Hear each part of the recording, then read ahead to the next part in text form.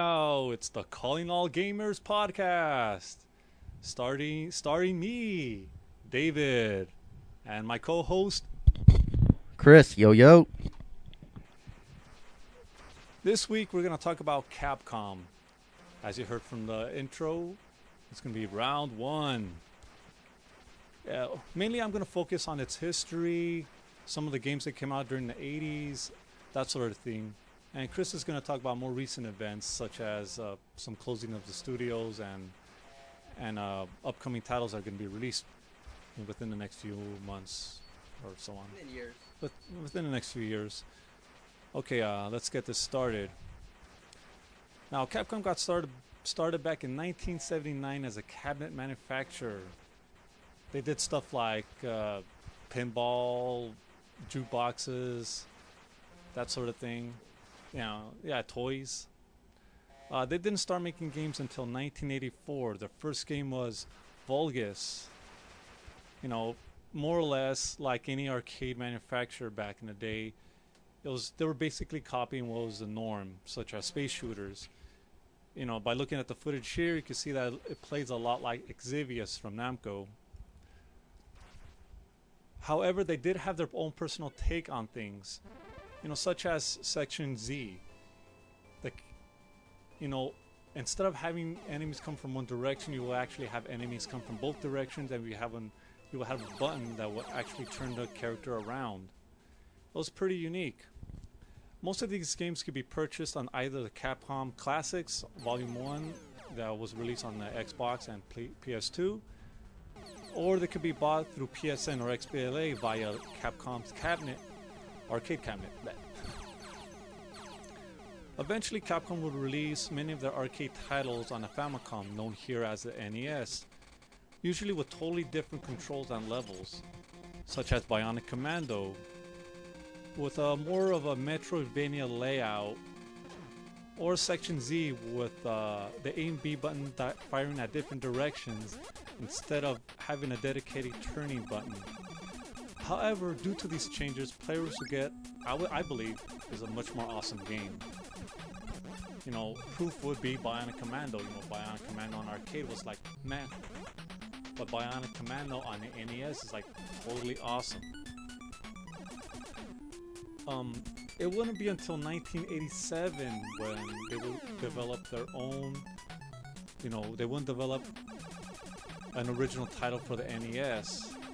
That year marked the birth of what I consider one of the most iconic video game characters in history, Mega Man, or Rockman if you live in Japan. I don't want to get too much into it because I think Mega Man needs his own episode, but I'll touch upon some of the basics. Mega Man is a side-scrolling shooter, or what is it? A side-scrolling platforming shooting game. Yeah, side-scrolling platforming game that has a rock, paper, scissors formula that's still used to this day. It has many sequels and spin-offs. A cartoon which aired back in the 90s, although he did appear in Captain N first. I didn't like that version. And he has a bunch of cameos in other video games and things like that.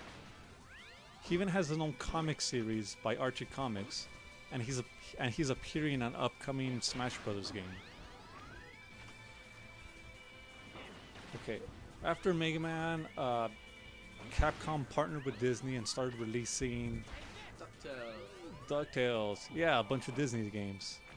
Again, this will probably need its own episode, but here's a quick rundown of some of the games that came out.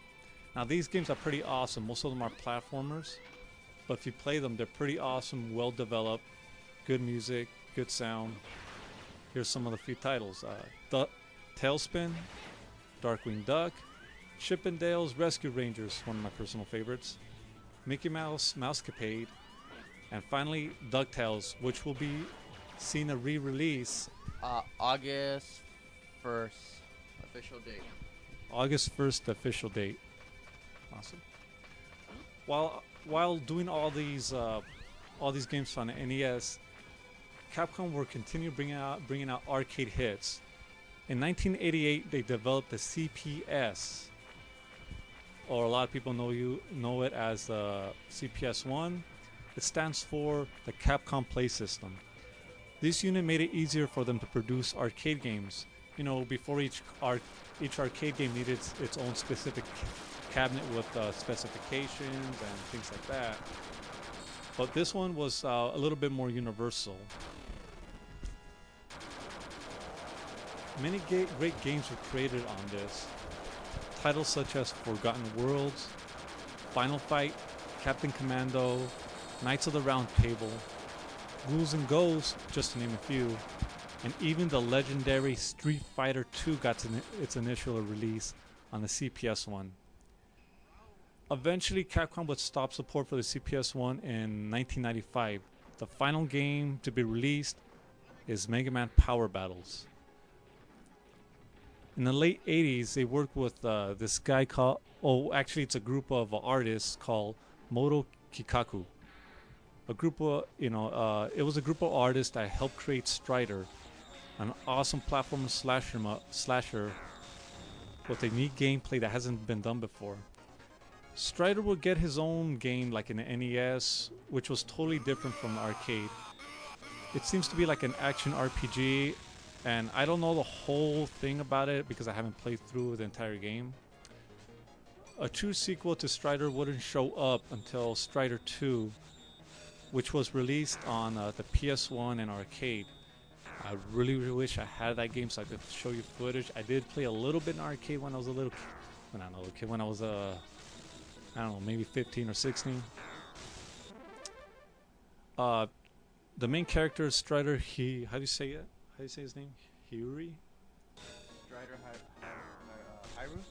Hyru? Strider Hyru. I know it's something different. Alright, anyway.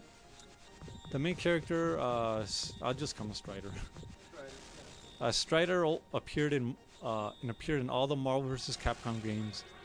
And he was also said to appear in a Capcom's Fighting All-Stars, until it got cancelled. The actual arcade game would eventually be ported to the PC Engine and the Genesis. However, due to Nintendo's strict third-party publishing rules, man, they were assholes back in the day.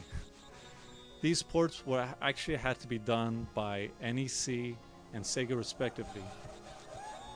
And that's about it. That's a little bit of their history. Chris is going to talk about more recent Capcom news. So I'm going to pass it on to Chris. Here you go. Hello, folks. So I want to talk about just pretty much Capcom for the next gen. At E3, Yoshinori Ono came out and introduced a new engine for the next upcoming Capcom games. It's called codename Panaray. It's still part of MT Frameworks. So I think they're making an exclusive game for the PS4, which is called Deep Down, which looks like pretty much your average fantasy RPG game, like medieval RPG game. To me, it looks like Dragon's Dogma 2, but it could be just a whole new IP. Maybe it could just not even be Dragon's Dogma, but it's kind of weird because he kind of introduced that new engine, and he's known for his Street Fighter. And I was kind of hoping maybe he was going to introduce a new Street Fighter, but I don't know. Maybe with that new engine, looks pretty nice. With the whole 60 frames per second, we'll probably see a nice Street Fighter game coming up. But if I really think about it, what can you add in Street Fighter 5 that could be different from Street Fighter 4? Yeah, you're going to get your same characters and maybe some characters that didn't make it on Street Fighter 4, like from Street Fighter 3, like Alex, Sean, those characters, or even some characters from Alpha 2, whatever, or Alpha 3. Majority did come out on there, but I guess the whole talk is that I would like to see a Capcom versus SNK, but I don't know what they're doing right now. They just released, the last game they released was Remember Me, and Xbox One is getting Dead Rising 3, but that's from Vancouver Capcom. To me, it doesn't really count because it's not the main team that does all the Capcom games. But that's what I'm pretty excited about. At least we're getting a new engine. That means we'll get newer games coming out pretty soon. Maybe maybe a Maximo game, or is that dead already? I would love to see a new Maximo. It is a part of the Ghouls and Ghosts universe, and the fact that they actually closed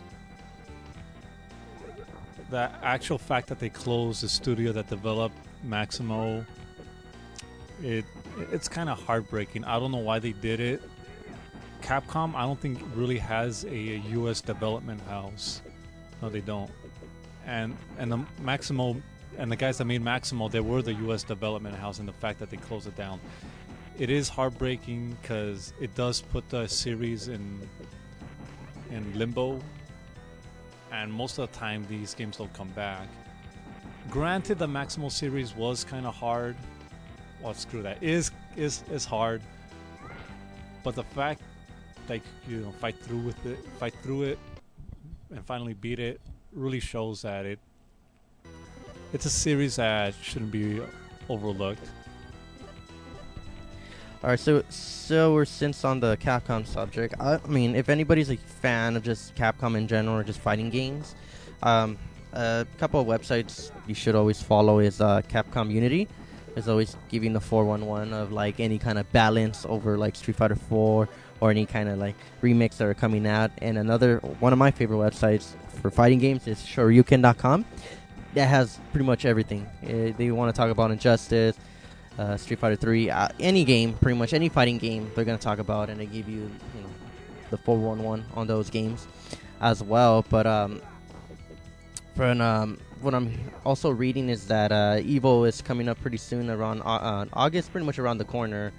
I think there might be like a surprise game or announcement, maybe, I'm not sure. But then David probably told me that they probably would have announced it at E3, which does make sense. But who knows? Maybe it might be like a kind of like a remix, like an HD, like how they did with Street Fighter 3. Maybe like I'm hoping because they said they were gonna bring back Capcom versus SNK 2 on the PlayStation Network, but not like like remix HD edition, just your PS2 port. But it's not gonna have your online multiplayer. It's just gonna be single player. I mean, it gives us something. I mean, I would have bought it just because I'm a huge fan of that game. But yeah, no online multiplayer would have been kind of a bummer. But maybe they might announce that at Evo. Who knows? I don't know. But what's cool is that they will announce more characters for Killer Instinct. But that's on a different podcast. But I also want to also mention that if anybody's a huge Street Fighter fan and Darkstalkers fan, Capcom is bringing out a 25th anniversary music box, 11 discs featuring Street Fighter music and Darkstalkers collection. I will probably be picking that up because I also picked up the Street Fighter 25th anniversary collection that came out with Street Fighter Cross Tekken, Street Fighter 4, whatever the other ones, and like the alpha games, but they were all digital downloads, and Street Fighter 3, the HD remix, and it came with like 11 discs of like from the beginning of Street Fighter till Cross Tekken, which is pretty cool. And I even got Ryu's belt. I have a black belt now for Ryu. Yeah, I'll probably show that on next time. But David, do you have any other history, or like what do you got concerned or worrying about next gen for Capcom in general? My concern mainly is how many titles do they bring out on average a year. Mainly, like, can you really think at the top of your head how many games came out in the past year? Past year? Well, the last game I bought for Capcom was a port, which was a Resident Evil Revelations. Originally came out on the 3DS. I have the 3DS version, but the last game I did buy from them was that game. Remember Me, which is their latest game I didn't pick up. I mean, it didn't really catch my attention, but they need to bring out the more bigger titles instead of like these little side games. Well, I don't know. These little side games, they could kind of help. Yeah, because it's a new IP, so that could bring a broad audience to those games. Yeah, that's what I was going for. Like, yeah, they got their Mega Mans, Resident Evils, and Street Fighters. But my main concern is what new IP can it create for the next gen consoles? Like last gen we got Lost Planet, which I think is a pretty good series. 3's coming up this year, and it's only going to be current gen, which is good. Yeah, that's pretty cool. What I would like to see from Capcom is a new IP, but at the same time, I would like them to perhaps, work on some of their lesser-known IPs, particularly, rival schools. I honestly, the Project Justice, which was Rival Schools 2, released on the Dreamcast, left on a bit of a cliffhanger, and I would really like a little bit of closure when it comes to that game.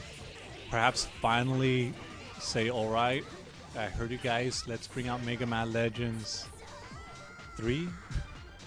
Or even Mega Man Universe, which was in production, but they just scrapped it right away. I mean, I saw it. It looks pretty cool. You could play as Arthur and as Ryu. I mean, I would pick Ryu, but what I really would want, and they've been talking about this since they announced Street Fighter Cross Tekken, is Tekken Cross Street Fighter with the whole Tekken engine. I would love to see that. I would personally buy that game. I do love Tekken myself, but a whole engine that's Tekken, that Street Fighter characters play like Tekken fighters. So how would the projectiles work, like with Ryu's Hadouken on a Tekken-based game? I would think it'll be really limiting, because when you play Tekken, it's really up close and you're really right there. You're not really far away from your opponent. And I think when you throw a projectile with Ryu, it's gonna, I don't know, maybe it's only gonna travel a few feet. You had a question there? What, you think you would probably play similar to Street Fighter 3 EX? Oh, you're talking about Street Fighter EX3, right? Yeah, I'm sorry, EX3. No. If it's gonna play like anything, it might be like some of the earlier EX titles. I remember playing the EX1 on a PS1. And it kind of had that Tekken feel, but it was kind of floaty, so I don't know. But Tekken, oh yeah, I forgot about this. Actually, it's Namco that's doing Tekken Cross Capcom, Tekken Cross Street Fighter.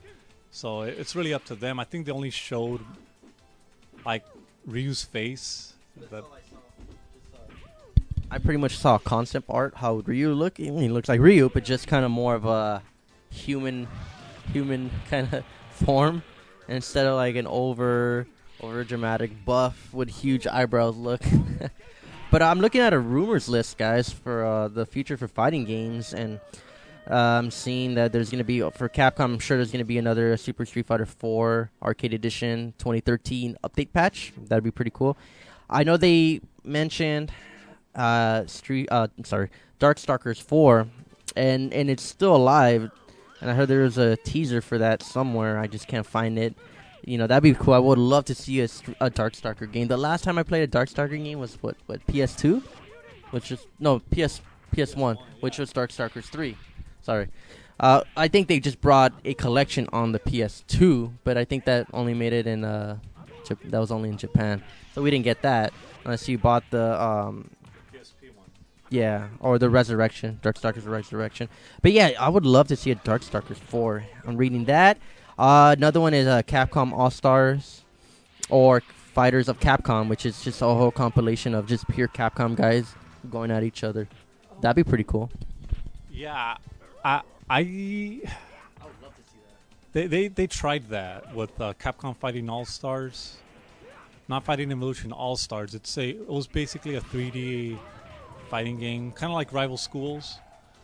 And I don't know, they play tested it didn't do too well, and then they had to they just canceled project and took some of the actual artwork and stuff and passed it over to Capcom Fighting Evolution. I don't think Capcom Fighting Evolution is a very good game. Who knows? Maybe in this new one they'll get, when they have another go at it, they'll probably do a good job. And the other one I'm reading is, which would be really cool for all of us, is, I mean, it's just a rumor, but it's Marvel Superheroes 2. So that would be like a whole brand new engine, or maybe you would just take the skeleton from Marvel vs. Capcom 2, but just fill it in with Marvel characters, and then with the whole Disney owning Marvel, it'd be a lot easier to bring these games out, especially more money for Capcom and multi-platform for them too as well. You know, I just had a thought right now. If this keeps going on with Capcom and Disney, I wouldn't be surprised if Disney just decides to buy Capcom and just for the hell of it. Say, you know what? Because I know Disney buys companies for the hell of it. I think they would just buy Capcom for the hell of it and just say, okay, we own you. Do what you want. It's all about imagination, and it's there. Okay. Oh, this thing's already recording. Who knows? I might put that in the middle. Okay, so I guess we have a collection of Capcom games that David has. Yeah, I got it throughout the years. I didn't know I had so many Capcom games. I'll take a picture of it. All right, Dave. So I'm holding Capcom vs. SNK 2, Millionaire Fighting 2001, Mark of the Millennium, I guess. Dreamcast, but this is the Japanese version. How'd you get this one? All right. I actually got this one because my brother's friend told me that it is arcade perfect. The ones on the GameCube, PS2, and Xbox had like had a little bit of a engine kind of thing. It's pretty much a port, but it was it was an arcade port, but they changed some things around regarding certain maneuvers. Maybe it was a Dreamcast port, so it wasn't a true arcade port. Maybe they just ported it from the Dreamcast. I guess so. I think that's what I'm thinking. But from what I remember is that my brother's friend, I don't want to mention any names because I don't know if he likes it or not. That's okay. But he said that the actual Dreamcast port, it has a much more vibrant color layout or color palette, and that is true. The actual colors on certain characters such as Geese, Terry, Maki, Ken, a lot of bright red colors are actually a lot more vibrant in the Dreamcast port. And regarding the fighting, some of the fighting mechanics, you guys might know about the roll cancel. Well, that's in this. You can't do a roll cancel on the Xbox and PS2 and GameCube versions, but you can roll cancel in the Dreamcast version. And that was one big gripe that people got mad about, is the whole roll cancel. Because you could get out of a super out of that. Yeah, you could get out of super of that, but it's not. But that's the thing with me. I want it to be as close to arcade as possible. Yeah. And that's why I got the Dreamcast version. You know who has a good roll cancel? Zongies. Sorry about that, guys. Another good roll cancel is Sean, which is a backwards Hadouken, which he had in Street Fighter 3. And if you had time, you can time it out of getting a lot of trouble. You can get a super. Sean had that? Sean had a backwards roll cancel, which was a backwards Hadouken. Do you think you could demonstrate that later? Yeah. I want to talk about my favorite Capcom game of all time. And there's many. There's Mega Man, there's, Strider. There's so many that we grew up with. I'm a big Marvel guy, like huge Marvel guy. So, I would probably say Marvel Superheroes, one of probably my favorite fighting games. But one of my favorite games of all time, I don't think it has to be in Capcom, just of all time for me, is Resident Evil. We got Resident Evil 2 Dreamcast and Resident Evil 2 Nintendo GameCube, which port is this one from? I think that's a port of Nintendo 64? No. I don't know. No. That's a port of, I think, the PS1. PS1? Okay. The first time I played it wasn't neither of these. I'm sorry. neither of these systems. PlayStation was the first time. But that game, I know it up and down, left and right. I know everything about that game. I know the infinite ammo, the different endings. Not only that, there's also there's a hard mode after you pass the game, and then there's a thing called tofu. So you gotta play as a big guy. As a block of tofu. But as a block of tofu, which is really hard. But when you get this game, if I would suggest playing the game first and then getting the infinite ammo or the rocket launcher and just going through zombies like nothing. But this game, I know it from everywhere. I won't die. I can pass this game right away. This is the only game that I know that I can pass without cheating or anything. Well, I guess we all cheat. I guess in a way we just okay, how do I try to pass this guy? I guess strategy guys. Is that cheating, or that's just like how? You're just helping yourself. Okay, I don't so think you just paid money for the strategy guide. I don't think you're cheating. Yeah. So this game I can pass easily. Resident Evil 1 I have more of a hard time. So I get. What other game do you want to talk about, David? Oh well, I got no idea. I got a lot of bullcrap here. Well, here's another interesting one. Another game that's unappreciated, which was Tatsunoko versus Capcom. Tatsunoko, I'm sorry. Tatsunoko versus Capcom. Right. I need to pronounce my Japanese a little bit better. This is another good underappreciated game. I don't know as much as David, but what's this game about? Well, it's a fighting game, of course, but I originally wasn't gonna get this game, but I didn't know who Tatsunoko was until I saw Ken from Gatchaman. I'm a big anime guy. As you can see, I got a Hatsune Miku t-shirt. I got panty and stockings, wall scrolls. I'm a big anime guy. And this is more for the traditional anime fan who also happens to be a Capcom fan as well. It plays a lot like Marvel vs. Capcom 3. A little bit slower, but it has a lot of interesting characters. Yet again, I wouldn't really recommend it to a traditional fighting game fan. It's more geared towards it's more anime. of a fan service type of game. Yeah, more of an anime fan type of thing. But it is an easy game to pick up. One of the very few fighters on the Wii, and you can use an arcade stick, a GameCube control, and the classic controller for the Wii. Yeah, which is cool. When I was working at GameStop, they came out with the arcade stick, and it came with the game. We had it for $60. Why I didn't buy it, I don't know. Maybe because I wasn't really into anime. I'm not a big anime guy, but I can appreciate it. And then, yeah, I have a Wii. I should probably pick it up. It does have Alex. When's the last time Alex been in the game since Street Fighter 3? Oh, I was actually Evolution. Evolution. And that wasn't a very good game. Underappreciated game. We have it over here. I mean, for what it was, it's cool, but it has like characters from Red Earth, which never made the light. Over here. Yeah, I bought this game on the whim because it was $20. This was actually one of the last games I bought at GameStop. But yeah, I thought like, how bad could it be?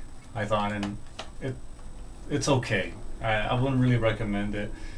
I was looking for another online fighting game back in the original Xbox days, and there were only a few. There was only Capcom vs. SNK 2. And what was the other one? Capcom vs. SNK 2 and Street Fighter Hyper Anniversary Edition. And what's another one that came out at the same time, which is this one. SVC Chaos. King of Fighters engine. I mean, it's good. I played it at the arcade. I liked it. I know Hugo's in the game. He looks kind of weird. Yeah, he plays kind of weird too. Good one. I wanted to ask, is Jeddah in Night Warriors, or no, that was only in 2? That was in 3. That was only in 3. Okay. Yeah, this is old favorite of mine. One of the reasons why I wanted a Saturn back in the day. I didn't get a Saturn until maybe 3 years ago. But yeah, this is one of the reasons I wanted a Saturn back in the day. I like the whole monster type thing. I'm a bit of a monster fan, and seen a vampire, a Catwoman. Was there ever a Catwoman monster flick? I don't remember. Catwoman monster flick? Yeah, like Felicia's a Catwoman that happens to be a monster. Oh, like they got an kind of like an homage, like if they got it from a movie. I'm not sure. Maybe more of like a feline kind of character. Anyway, this is old favorite. It's more of a nostalgia trip for me. You could easily get this game like what, $12 on PSN. Yeah, you can get the Darkstalkers Resurrection pack that has Night Warriors and Darkstalkers 3, which is but this isn't a bad game to have on your Saturn collection either. It is missing a few frames of animation, but that it doesn't affect the gameplay in any way. Hopefully, Darkstalkers 4, or from what I saw on a forum, which is Marvel versus Darkstalkers, but I don't know about that. That'd be pretty cool. But you already got Marvel characters. Darkstalker characters in Marvel. But I would like to see my favorite character, which is Jeddah, or even Dimitri, would be cool in there. I like to see Lord Raptor. I think he's pretty Yeah. badass. Cool. Okay, Yes. well, Yes, that's we'll it. sign out, guys. But This is, hold on, wait. This is the end of part 1, or as we call it, round 1. round 1, fight. So last thing we want to mention, we changed our podcast name to Calling Out Gamers. I guess we had Calling Out Geeks, but we just end up going back to video games. Always talking about Konami, Capcom, Metal Gear, and Street Fighter, and that's our passion. I love comics. Maybe later down we'll make a podcast just only for comics. Yeah, and catch us next week. Take care, guys. Later, guys. Bam.